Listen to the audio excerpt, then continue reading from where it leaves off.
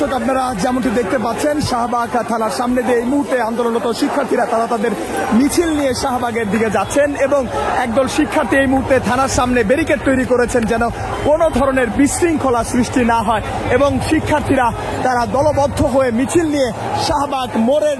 অবস্থান নিয়েছেন।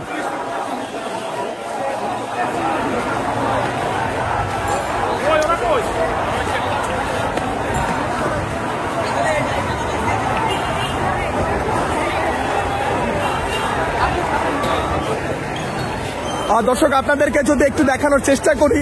শিক্ষার্থীদের মিছিল যখন শাহবাগ থানা হয়ে সামনের দিকে এগোচ্ছিল, শাহবাগের দিকে এগোচ্ছিল, তখন একদল শিক্ষার্থী ঠিক এভাবেই তারা ব্যারিকেড তৈরি করেছেন থানার সামনে যেন কোনো ধরনের বিশৃঙ্খলা সৃষ্টি না হয় এবং আপনারা দেখতে পাবেন